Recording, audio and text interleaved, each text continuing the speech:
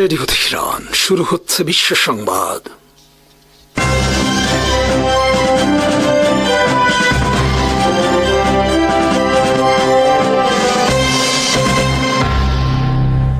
শুরুতেই সংবাদ শিরোনাম। আসসালামু আলাইকুম। ইরানে হামলার প্রস্তুতি, যুক্তরাষ্ট্রের বিক্ষোভ পরিস্থিতি নিয়ন্ত্রণের বাইরে ইরান সরকারের। সৌদি পাকিস্তান প্রতিরক্ষা জোটে যুক্ত হচ্ছে তুরস্ক। 2 ডজন যুদ্ধবিমান নিয়ে সিরিয়া জুড়ে হামলা যুক্তরাষ্ট্রের।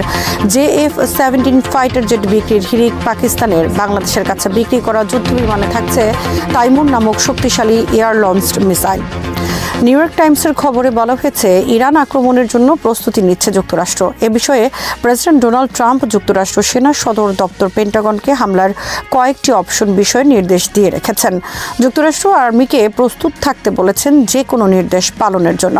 নিউ ইয়র্ক টাইমসের খবরে বলা হয়েছে, বিক্ষোভরত ইরানের মানুষদের রক্ষা ও তাদের স্বাধীনতা নিশ্চিত করার লক্ষ্যে চালানো হতে পারে এই হামলা। এদিকে বিক্ষোভ পরিস্থিতি দ্রুত নিয়ন্ত্রণের বাইরে চলে যাচ্ছে ইরান সরকারের।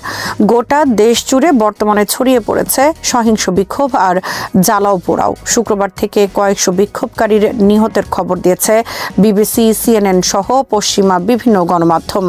3টি হাসপাতালের ডাক্তার, নার্স ও কর্মকর্তাদের সূত্রে BBC জানিয়েছে, এসব হাসপাতালে শুক্রবার কয়েকশো নিহতদের নিয়ে আসা হয়েছে। তাদের অনেকে মাথায় ও বুকে গুলিবিদ্ধ। এসব হাসপাতালের চিকিৎসা সক্ষমতা ধারণ ক্ষমতার বাইরে, এমনকি জায়গা নেই লাশ রাখার। BBC পার্সিয়ান বিভাগের খবরে বলা হয়েছে, শুক্রবার রাতে রাশদ শহরের পৌর সিনা হাসপাতালে 70 জন নিহতদের নিয়ে আসা হয়, কিন্তু তাদের মর্গ আগে থেকেই লাশে ভর্তি। ফলে তাদেরকে ফিরিয়ে দিতে বাধ্য হয় তারা। যুক্তরাষ্ট্রের প্রেসিডেন্ট ডোনাল্ড ট্রাম্প বিক্ষোভকারীদের প্রতি সমর্থন জানিয়ে বলেছেন, ইরানের মানুষ স্বাধীনতা চায়। তারা এবার এমন কিছু পেতে যাচ্ছে যা অতীতে কখনো হয়নি। ট্রাম্প শুক্রবার আবারও কঠোর হুঁশিয়ারি দিয়ে বলেছেন, বিক্ষোভকারীদের হত্যার পথ বেছে নিলে ইরানে হামলা করবে যুক্তরাষ্ট্র। ইরান সরকারের পক্ষ থেকে বলা হয়েছে, যুক্তরাষ্ট্র, ইসরায়েল সহ পশ্চিমা বিভিন্ন দেশের মদদে ইরানে সরকার বিরোধী আন্দোলন চলছে। আন্দোলনকারীরা পশ্চিমা মদতপুষ্ট এবং তাদের অনেকেই পশ্চিমা এজেন্ট। এদিকে গত বৃহস্পতিবার থেকে গোটা ইরানে ইন্টারনেট বন্ধ। রোববার পর্যন্ত শতাধিক গুরুত্বপূর্ণ শহরে ছড়িয়ে পড়েছে সরকার বিরোধী সহিংস বিক্ষোভ। অর্থনৈতিক দুরবস্থা, জিনিসপত্রের নিয়ন্ত্রণহীন দাম বৃদ্ধির ফলে গত প্রায় 1 মাস ধরে ইরানে সরকার বিরোধী আন্দোলন চলছে।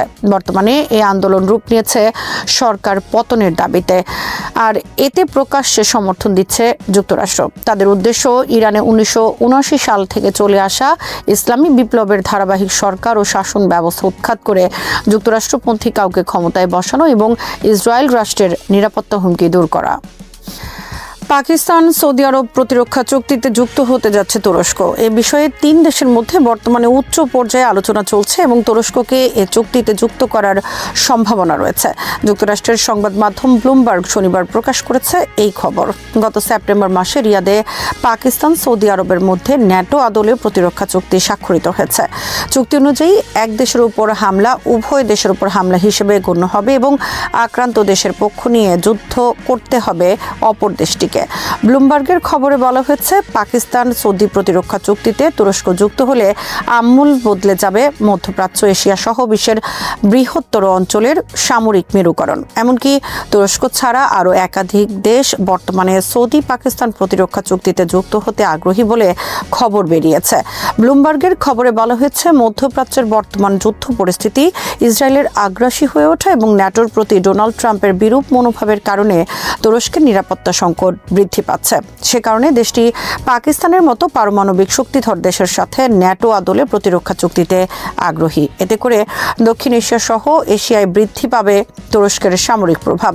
অপরদিকে ভারতের যে কোনো আগ্রাসন থেকেও পাকিস্তান নিজেকে রক্ষার সাথে পাবে তুরস্কের মতো উন্নত প্রযুক্তির সামরিক শক্তিধর দেশকে। তাছাড়া এই চুক্তির ফলে সমরাস্ত্র খাতে সৌদি বিনিয়োগ লাভেরও সম্ভাবনা রয়েছে তুরস্কের। তাছাড়া সৌদি আরবের সাথে দেশটির দীর্ঘদিন ধরে টানাপোড়েনেরও অবসান ঘটাতে চায় তুরস্ক। সিরিয়া জুড়ে ব্যাপক ভিত্তিক বিমান হামলা চালিয়েছে যুক্তরাষ্ট্র। শনিবার 2 ডজনের বেশি যুদ্ধ বিমান নিয়ে 35টির বেশি এলাকায় 90টি প্রিসিশন গাইডেড মিসাইল হামলা চালানো হয়েছে। মধ্যপ্রাচ্য ভিত্তিক যুক্তরাষ্ট্রের সেন্ট্রাল কমান্ড এ হামলা পরিচালনা করেছে। সেন্ট্রাল কমান্ডের বিবৃতিতে বলা হয়েছে, অপারেশন হকওয়ে স্ট্রাইকের অংশ হিসেবে আইএস দমনের লক্ষ্যে চালানো হয়েছে এই হামলা। তবে হামলায় হতাহতের কোনো তথ্য প্রকাশ করেনি যুক্তরাষ্ট্র আর্মি। সিরিয়ার পালমিরায় 2 জন আমেরিকান সেনা নিহতের পর গত 19 ডিসেম্বর যুক্তরাষ্ট্র সিরিয়ায় ব্যাপক হামলা চালায় এবং হামলার নাম দেওয়া হয় অপারেশন হকওয়ে স্ট্রাইক। শনিবার হামলার পর সেন্ট্রাল কমান্ডের বিবৃতিতে বলা হয়েছে, আমাদের বার্তা পরিষ্কার, তোমরা যদি আমাদের যোদ্ধাদের হত্যা করো তাহলে তোমরা যেখানেই থাকো না কেন তোমাদের খুঁজে বের করে আমরা হত্যা করব। বিবৃতিতে আরও বলা হয়েছে, সিরিয়ায় আইএস দমনের লক্ষ্যে আরও বেশি যুক্তরাষ্ট্র সেনা মোতায়েন করা হবে। অপরদিকে পালমিরায় সিরিয়ান আর্মির কাছে আত্মসমর্পণ করেছে কুর্দি বিদ্রোহী বাহিনী এসডিএফ। 3 দিন আগে সিরিয়ান আর্মি তাদের বিরুদ্ধে যুদ্ধ ঘোষণার পর তারা পরাজিত হতে থাকে এবং যুদ্ধ বন্ধের প্রস্তাব দেয়। এরপর সরকার তাদের প্রস্তাব মেনে নেয় এবং তারা এলাকা ছেড়ে চলে যাওয়ার সুযোগ পায়। বাংলাদেশের কাছে বিক্রি করা পাকিস্তানের JF-17 ফাইটার জেটে যুক্ত হতে যাচ্ছে Taimur air launched cruise missile. Taimur পাকিস্তানের নিজস্ব তৈরি একটি শক্তিশালী ক্রুজ মিসাইল। গত 3রা জানুয়ারি পাকিস্তান মিসাইলটির সফল পরীক্ষা চালিয়েছে। এর পাল্লা 600 কিলোমিটার। JF-17 ফাইটার জেট থেকে মিসাইলটি ভূমিতে এবং সাগরে লক্ষ্যবস্তুতে নিখুঁতভাবে হামলা পরিচালনায় সক্ষম। রোববার টাইমস অফ ইসলামাবাদের খবরে বলা হয়েছে, বাংলাদেশের কাছে বিক্রি করা যুদ্ধ বিমানে যুক্ত হতে যাচ্ছে তাইমুর ক্রুজ মিসাইল। মিরেজ 3 নামক একটি যুদ্ধ বিমান থেকে তাইমুর মিসাইল পরীক্ষার সময় দেখা গেছে, এর test of earth navigation guided system সহ উন্নত প্রযুক্তির কারণে প্রতিপক্ষের বিমান থেকে ছোড়া মিসাইল এড়িয়ে চলতে পারে। Taimur air launched cruise missile উদ্ভাবন পাকিস্তানের মিসাইল প্রযুক্তির ক্ষেত্রে নতুন আরেকটি মাইলফলক। সাবসনিক এই ক্রুজ মিসাইলের আরেকটি বৈশিষ্ট্য হল লো অবজারভেবল। 1200 কেজির মিসাইলটি অতিশয় নিচ দিয়ে এমনকি 152 মিটার উচ্চতায় উঠতে সক্ষম। ফলে প্রতিপক্ষের যুদ্ধবিমান থেকে মিসাইলটিকে প্রতিহত করা অনেক কঠিন। এতে থাকা টার্মিনাল গাইডেন্স সিস্টেম সহ শক্তিশালী প্রযুক্তির কারণে প্রতিপক্ষের ইলেকট্রনিক ওয়ারফেয়ার এবং জ্যামিং সিস্টেম কোনো কাজে আসে না। পাকিস্তানের রাদ নামক ক্রুজ মিসাইলের আধুনিক ভার্সন হল Taimur air launched cruise missile. এদিকে পাকিস্তানের JF-17 যুদ্ধবিমান বিক্রির হিড়িক পড়েছে। ইরাক ও সুদান পাকিস্তান থেকে কিনতে যাচ্ছে প্রায় 100 JF-17 যুদ্ধবিমান। সুদানের সাথে $1.5 বিলিয়ন ব্যয়ে 30টির বেশি JF-17 এবং মূসক প্রশিক্ষণ বিমান চুক্তি হতে যাচ্ছে দ্রুত। পাকিস্তান বিমান বাহিনীর পক্ষ থেকে বলা হয়েছে, আরও 9টি দেশ বর্তমানে পাকিস্তান থেকে যুদ্ধবিমান কিনতে আগ্রহী। টাইমস অফ ইসলামাবাদের খবরে বলা হয়েছে, ইরাক পাকিস্তান থেকে JF-17 ফাইটার জেট কেনার আগ্রহ প্রকাশ করেছে। শনিবার পাকিস্তান বিমান বাহিনী প্রধান জহির উদ্দিন বাবরের বাগদাদ সফরের সময় ইরাক বিমান বাহিনীর পক্ষ থেকে এই আগ্রহের কথা জানানো হয়েছে। $multi-billion মূল্যের JF-17 এর সাথে পাকিস্তানের তৈরি মূসক প্রশিক্ষণ বিমানও কিনতে চায় ইরাক। এদিকে তুরস্কের ন্যায় পাকিস্তানও দ্রুত এগিয়ে যাচ্ছে ড্রোন সহ বিভিন্ন সমরাস্ত্র প্রযুক্তির ক্ষেত্রে। শনিবার পাকিস্তান নেভি সফল পরীক্ষা চালিয়েছে তাদের নিজস্ব নির্মিত একটি আনম্যান্ড সারফেস ভেসেল। সম্পূর্ণ অটোনোমাস এই রণতরী নির্মাণে সফলতা সাগরে পাকিস্তানের দ্রুত শক্তি বৃদ্ধিতে সহায়ক ভূমিকা পালন করবে। শনিবার পাকিস্তান ISPR এর এক বিবৃতিতে বলা হয়েছে, উত্তর আরব সাগরে আনম্যান্ড সারফেস ভেসেলের পাশাপাশি সফল পরীক্ষা চালানো হয়েছে LY-80 নামক সারফেস টু এয়ার মিসাইলের। এটি একটি দীর্ঘ পাল্লার ভার্টিক্যাল লঞ্চড মিসাইল। ইরানি বিদেশি হস্তক্ষেপে চলমান নজিরবিহীন সহিংসতা দমনে চূড়ান্ত অবস্থানের কথা জানিয়েছে দেশটির ইসলামী বিপ্লবী গার্ড বাহিনী বা IRGC। বিবৃতিতে বাহিনীটি বলেছে, জাতীয় নিরাপত্তা রক্ষা করা সেনাদের জন্য রেড লাইন, কোনোভাবেই তা লঙ্ঘন করতে দেওয়া হবে না। জনসম্পত্তি ও কৌশলগত অবকাঠামো রক্ষায় পূর্ণ প্রস্তুতির কথাও জানিয়েছে IRGC। মার্কিন প্রেসিডেন্ট ডোনাল্ড ট্রাম্প ইরানের নেতাদের উদ্দেশ্যে নতুন হুঁশিয়ারি দেওয়ার পর এই সতর্কবার্তা এসেছে। মার্কিন পররাষ্ট্রমন্ত্রী মার্কো রুবিও বলেছেন, যুক্তরাষ্ট্র ইরানের সাহসী জনগণের পাশে আছে। দৃশ্যত ইরানে যুক্তরাষ্ট্রের সামরিক হস্তক্ষেপের সম্ভাবনা স্পষ্ট হচ্ছে। মার্কিন সংবাদ মাধ্যম নিউ ইয়র্ক টাইমসের খবরে বলা হয়েছে, কর্মকর্তারা বলেছেন এখনও কোনো চূড়ান্ত সিদ্ধান্ত নেননি প্রেসিডেন্ট ট্রাম্প। তবে ইরানি সরকারের বিক্ষোভ দমনের প্রচেষ্টার জবাবে সামরিক হামলার অনুমোদন দেওয়ার বিষয়টি তিনি গুরুত্বের সঙ্গে বিবেচনা করছেন। নাম না প্রকাশ করার শর্তে মার্কিন কর্মকর্তা জানিয়েছেন, ট্রাম্পের সামনে যেসব বিকল্প উপস্থাপন করা হয়েছে তার মধ্যে তেহরানের বেসামরিক লক্ষ্যবস্তুতে হামলার পরিকল্পনা রয়েছে। সম্ভাব্য হামলার প্রস্তুতি নিয়ে প্রশ্ন করা হলে হোয়াইট হাউস ট্রাম্পের সাম্প্রতিক প্রকাশ্য বক্তব্য ও সামাজিক মাধ্যমে দেয়া পোস্টের দিকেই ইঙ্গিত করেছে। শনিবারে এক পোস্টে ট্রাম্প লেখেন, ইরান হয়তো ইতিহাসে কখনো না দেখা স্বাধীনতার মুখোমুখি হচ্ছে। যুক্তরাষ্ট্র সাহায্য করতে প্রস্তুত। ইরানে 2 সপ্তাহ ধরে চলা বিক্ষোভের মধ্যে অ্যাটর্নি জেনারেল মোহাম্মদ মোভাহেদি আজাদ সতর্ক করে বলেছেন, বিক্ষোভে অংশগ্রহণকারী যে কাউকে আল্লাহর শত্রু হিসেবে গণ্য করা হবে এবং সেই অনুসারে শাস্তি দেওয়া হবে। ইরানি আইন অনুযায়ী যে অপরাধের শাস্তি মৃত্যুদণ্ড। ইরানের রাষ্ট্রীয় টেলিভিশনে প্রচারিত এই বিবৃতিতে বলা হয়েছে, এমনকি যারা দাঙ্গাবাজদের সাহায্য করবে তাদের বিরুদ্ধেও এই অভিযোগ আনা হবে।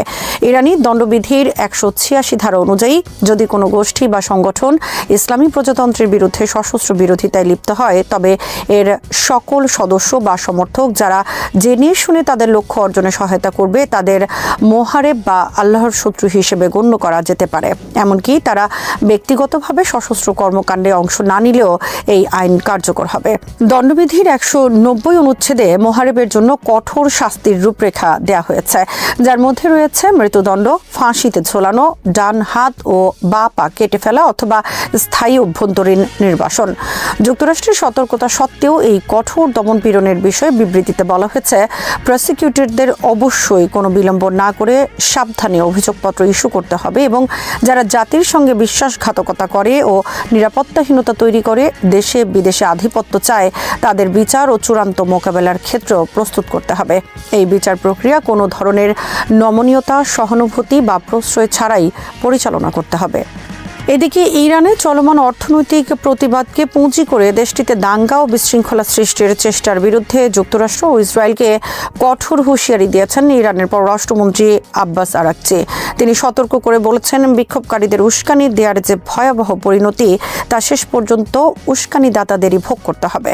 শনিবার এক্সে দেয়া এক পোস্টে পররাষ্ট্রমন্ত্রী আরাকচি সিআইএর সাবেক পরিচালক মাইক পম্পেওর একটি বক্তব্যের বরাত দেন।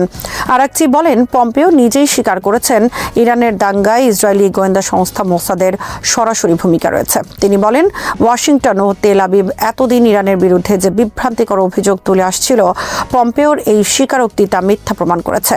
আরাকচি লেখেন, প্রেসিডেন্ট ট্রাম্পের সাবেক সিআইএ পরিচালক প্রকাশ্যেই নির্লজ্জভাবে ফাঁস করে দিয়েছেন যে মোসাদ এবং তাদের মার্কিন সহযোগীরা আসলে কি করতে চাইছে। আরাকচি বলেন, যুক্তরাষ্ট্র ও ইসরায়েলই আসলে বিভ্রান্তির মধ্যে বাস করছে। তারা মনে করে তারা আগুন ছড়াবে, কিন্তু সেই আগুন তাদের নিজেদের পুড়িয়ে মারবে না। এটি একটি বড় ভুল ধারণা। ইরানের শীর্ষ কর্মকর্তারা বারবার স্পষ্ট করেছেন, জনগণের অর্থনৈতিক দাবি দাওয়া এবং প্রতিবাদকে সরকার গুরুত্বের সঙ্গে বিবেচনা করছে। তবে এই প্রতিবাদকে পুঁজি করে বিদেশি শক্তির মদদে দেশ জুড়ে বিশৃঙ্খলা তৈরির যে কোনো প্রচেষ্টাকে শক্ত হাতে দমন করা হবে। ইরানের প্রেসিডেন্ট মাসুদ পেজেশকিয়ান ওয়াশিংটনকে হুঁশিয়ারি দিয়ে বলেছেন, বিশ্বের অন্যান্য দেশের বিরুদ্ধে ব্যবহৃত মার্কিন কৌশল ইরানের ক্ষেত্রে সফল হবে না। তিনি জোর দিয়ে বলেন, ইরানকে অস্থিতিশীল করার যে কোনো প্রচেষ্টার বিষয়ে দেশের জনগণ অত্যন্ত সজাগ রয়েছে। শনিবার তেহরান সফররত ওমানের পররাষ্ট্রমন্ত্রী সৈয়দ বদর বিন হামাদ আল বুসাইদির সঙ্গে এক বৈঠকে প্রেসিডেন্ট এ মন্তব্য করেন। পরমাণু চুক্তি নিয়ে পরোক্ষ আলোচনার প্রসঙ্গ টেনে প্রেসিডেন্ট পেজেশকিয়ান যুক্তরাষ্ট্রের ভণ্ডামিপূর্ণ আচরণের তীব্র সমালোচনা করে বলেন, যুক্তরাষ্ট্র আলোচনার মাঝপথেই কূটনীতি ও আলোচনার উপর আঘাত এনেছে। তারা আন্তর্জাতিক সব নিয়ম লঙ্ঘন করে মানবতা বিরোধী অপরাধ করেছে। তিনি বলেন, যুক্তরাষ্ট্র ইরানকে অন্যান্য সাধারণ দেশের মতো মনে করে ভুল করছে এবং কিছু ব্যক্তিকে উস্কানি দিয়ে দেশে দাঙ্গা ও বিশৃঙ্খলা সৃষ্টির চেষ্টা চালাচ্ছে। প্রেসিডেন্ট দৃঢ়তার সঙ্গে বলেন, ইরানের জনগণ আগের চেয়ে আরও বেশি শক্তিশালী হয়ে রাষ্ট্র এবং এর আদর্শকে সমর্থন দিয়ে যাবে। পেজেশকিয়ান অভিযোগ করেন, যুক্তরাষ্ট্র যুক্তরাষ্ট্র এবং ইসরায়েল বিশ্বজুড়ে শান্তি ও স্থিতিশীলতা নষ্ট করছে। তারা এই অঞ্চলে যুদ্ধ ও নিরাপত্তাহীনতা দীর্ঘায়িত করার আপ্রাণ চেষ্টা চালাচ্ছে। তারা মুসলিম দেশগুলোর মধ্যে বিভেদ সৃষ্টি করে তাদের অশুভ লক্ষ্য হাসিল করতে চাচ্ছে। বৈঠকে ওমানের পররাষ্ট্রমন্ত্রী আল বুসাইদি ইরানকে ওমানের কৌশলগত অংশীদার এবং এই অঞ্চলের শান্তি ও স্থিতিশীলতার মূল স্তম্ভ হিসেবে অভিহিত করেন। তিনি বলেন, ইরান আন্তর্জাতিক আইনের ভিত্তিতে সমস্যা সমাধানে কূটনীতি ও সংলাপকে প্রাধান্য দিয়ে একটি বিজ্ঞ ও নীতিগত পথ বেছে নিয়েছে। তিনি উল্লেখ করেন, ইউরোপীয় দেশগুলো সহ বিশ্বের অনেক দেশ এখন মনে করে ইসরায়েলই এই অঞ্চলের অস্থিরতার প্রধান উৎস।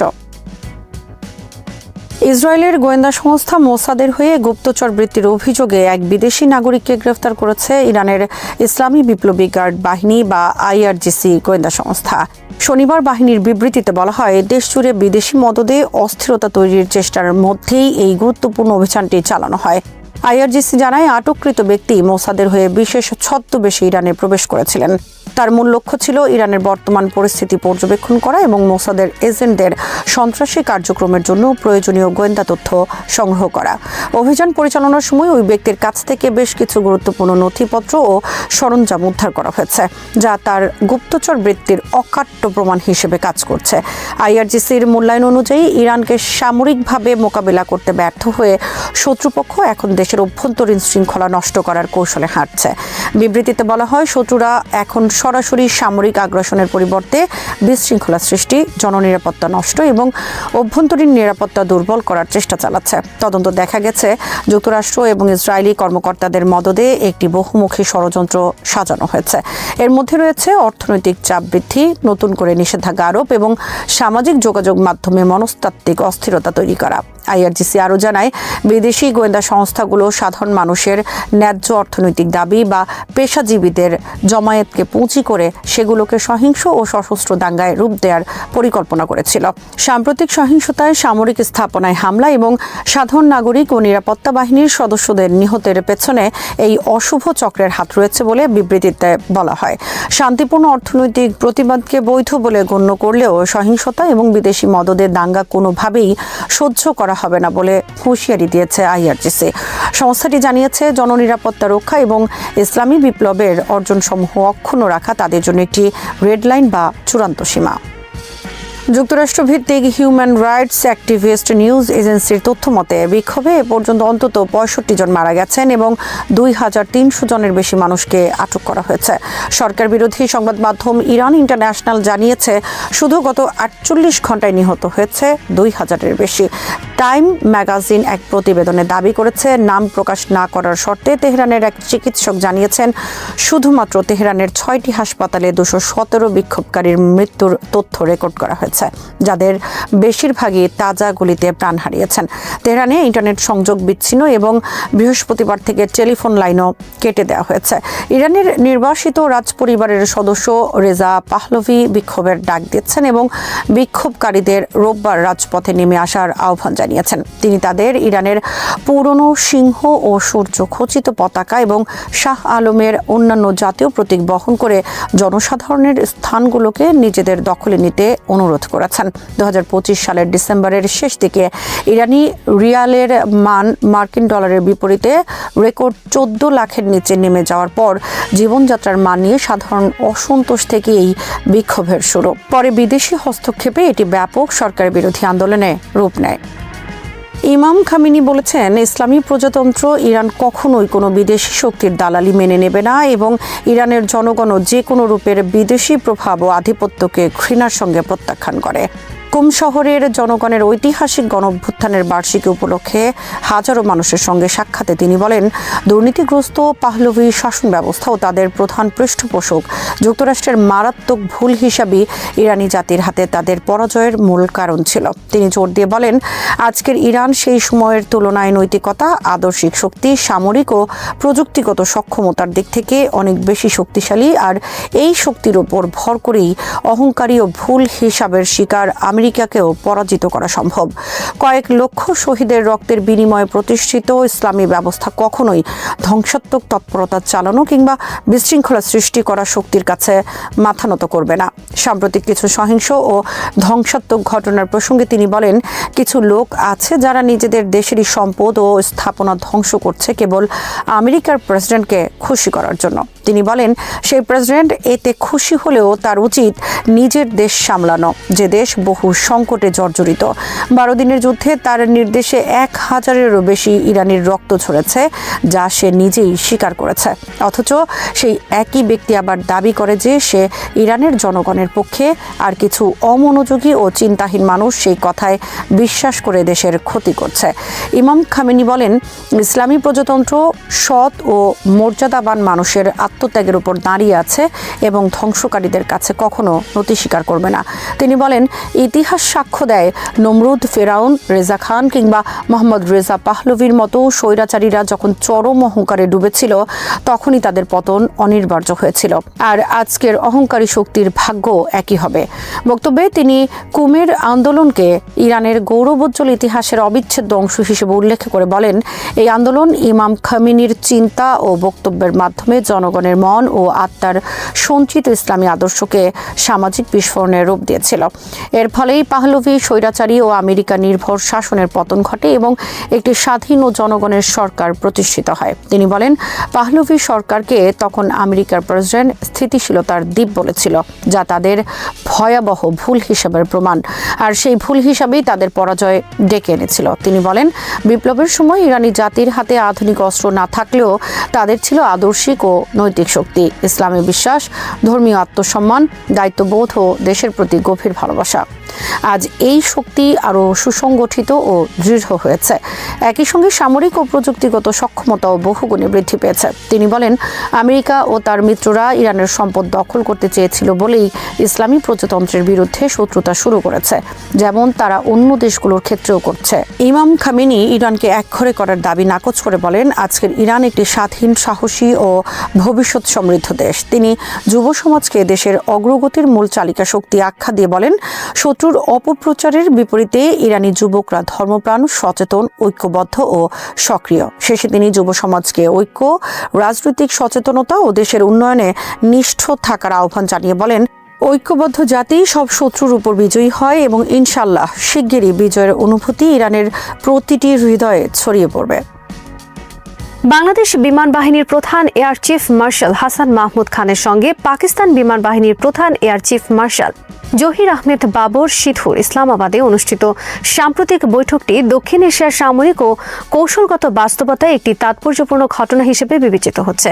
কারণ এই বৈঠক কেবল আনুষ্ঠানিক সৌজন্য সাক্ষাৎ বা দ্বিপাক্ষিক সম্পর্ক রক্ষার প্রচলিত কূটনৈতিক কর্মসূচির মধ্যেই সীমাবদ্ধ ছিল না, বরং এতে প্রতিরক্ষা সহযোগিতার গভীরতর স্তর, বিশেষ করে যুদ্ধবিমান সংগ্রহ, প্রশিক্ষণ কাঠামো, প্রযুক্তি স্থানান্তর, অপারেশনাল সমন্বয় এবং ভবিষ্যৎ কৌশলগত অংশীদারত্বের মতো বিষয়গুলো স্পষ্টভাবে উঠে এসেছে। দক্ষিণ এশিয়ার ভূ রাজনৈতিক বাস্তবতায় বাংলাদেশ দীর্ঘদিন ধরেই একটি ভারসাম্যপূর্ণ পররাষ্ট্রনীতি অনুসরণ করে আসছে, যেখানে কোনো একটি শক্তির উপর অতিরিক্ত নির্ভরশীলতা এড়িয়ে চলা এবং বহুমুখী কৌশলগত সম্পর্ক গড়ে তোলাই মূল লক্ষ্য।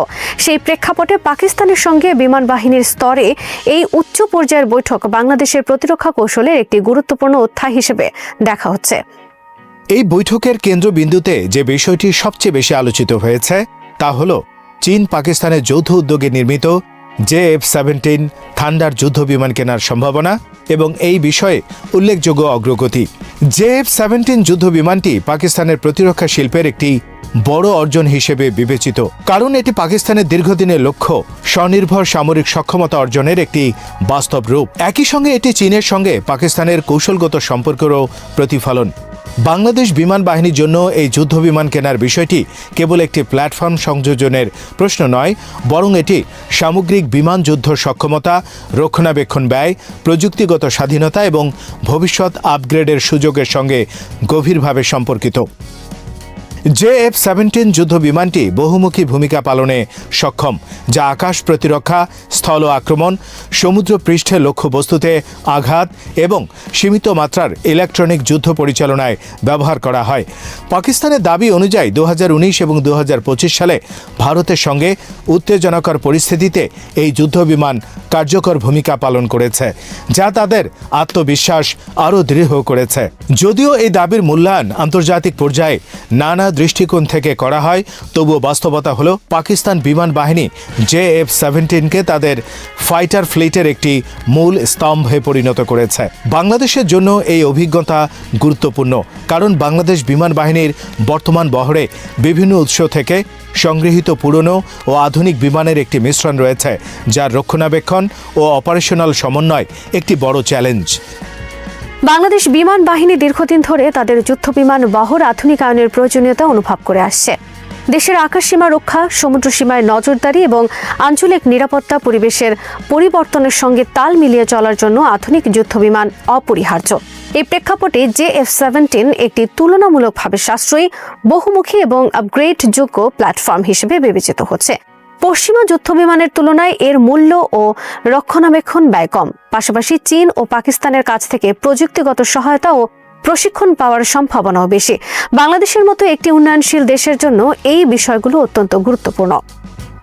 বৈঠকে কেবল যুদ্ধ বিমান কেনার বিষয় নয়, বরং দুই দেশের বিমান বাহিনীর মধ্যে অপারেশনাল সহযোগিতা এবং প্রাতিষ্ঠানিক সমন্বয় জোরদারের উপর বিশেষ গুরুত্ব দেওয়া হয়েছে।